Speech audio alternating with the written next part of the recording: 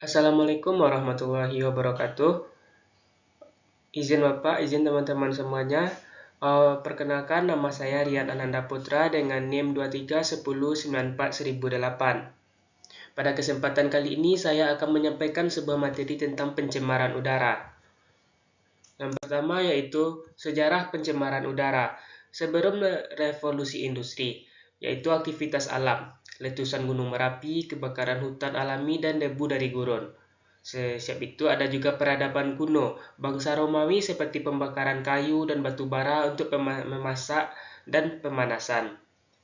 Selanjutnya kepada revolusi industri, yaitu peningkatan emisi. Penggunaan mesin uap dalam skala besar melepaskan sejumlah besar asap atau partikel ke udara saat revolusi industri. Selanjutnya yaitu industrialisasi.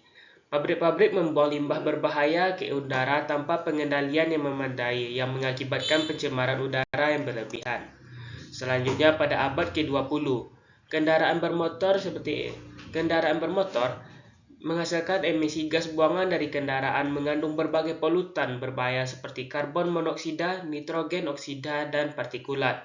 Selanjutnya pertumbuhan industri. Pertumbuhan industri kimia dan petrokimia menghasilkan berbagai jenis polutan baru yang lebih kompleks dan berbahaya.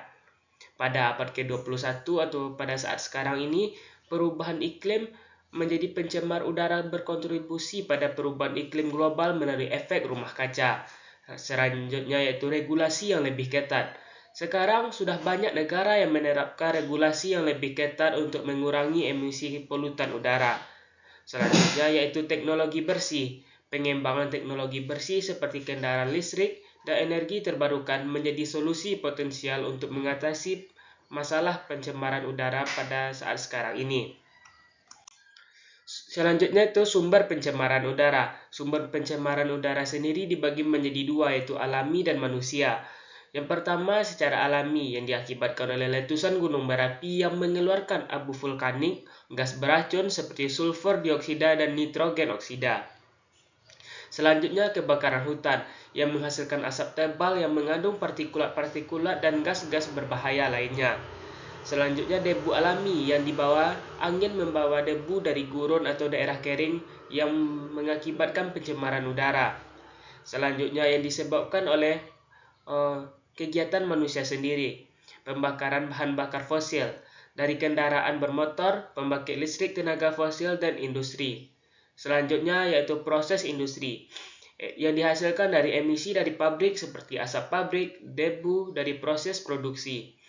Selanjutnya itu pembakaran sampah, terjadi di tempat pembuangan akhir atau pembakaran terbuka yang udaranya langsung menyebar ke lingkungan. Selanjutnya itu aktivitas pertanian, penggunaan pestisida dalam skala yang besar yang mengakibatkan pencemaran tidak hanya terhadap tanah tetapi juga terhadap udara. Selanjutnya itu jenis pencemaran udara. Jenis pencemaran udara sendiri ada beberapa. Yang pertama itu partikulat yang disebabkan oleh pembakaran yang partikel-partikelnya terbang ke lingkungan. Selanjutnya yaitu ozon transfer atau yang disebut juga dengan O3.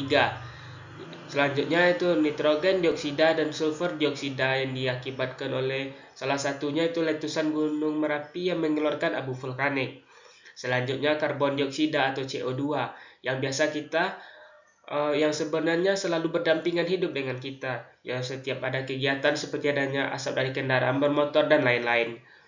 Selanjutnya itu bahan kimia beracun yang seperti pestisida yang disemprotkan kepada tanaman yang juga mencemari udara.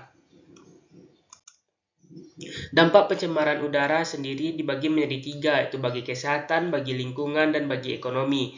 Bagi kesehatan sendiri bisa yaitu penyakit pernafasan, iritasi mata dan kulit, penyakit jantung, kanker, dan gangguan perkembangan pada anak.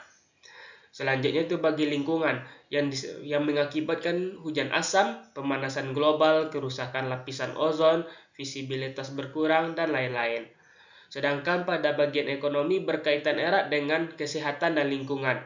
Yang pertama itu biaya kesehatan. Apabila terjadi pencemaran udara yang berkelanjutan, biaya kesehatan yang dikeluarkan oleh suatu negara pasti akan lebih tinggi. Selanjutnya itu kerugian produktivitas dan kerusakan infrastruktur. Regulasi pencemaran udara di Indonesia yaitu yang pertama Undang-Undang Nomor 32 Tahun 2009 tentang Perlindungan dan Pengelolaan Lingkungan Hidup. Yang kedua, Peraturan Pemerintah Nomor 41 Tahun 1999 tentang Pengendalian Pencemaran Udara. Selanjutnya, Peraturan Menteri Lingkungan Hidup dan Kehutanan. Dan yang terakhir itu Peraturan Daerah setiap provinsi dan kabupaten kota yang mengatur tentang regulasi pencemaran udara. Pada regulasi pencemaran udara sendiri ada 5 item yang akan dinilai. Yang pertama itu baku mutu udara, izin emisi, pemantauan kualitas udara, pengendalian sumber pencemar, dan saksi bagi para pelanggar yang melakukan pencemaran udara. Baiklah, sekian materi presentasi yang bisa saya sampaikan pada saat sekarang ini. Jika ada kesalahan kata, saya mohon maaf. Akhir kata saya ucapkan Assalamualaikum warahmatullahi wabarakatuh.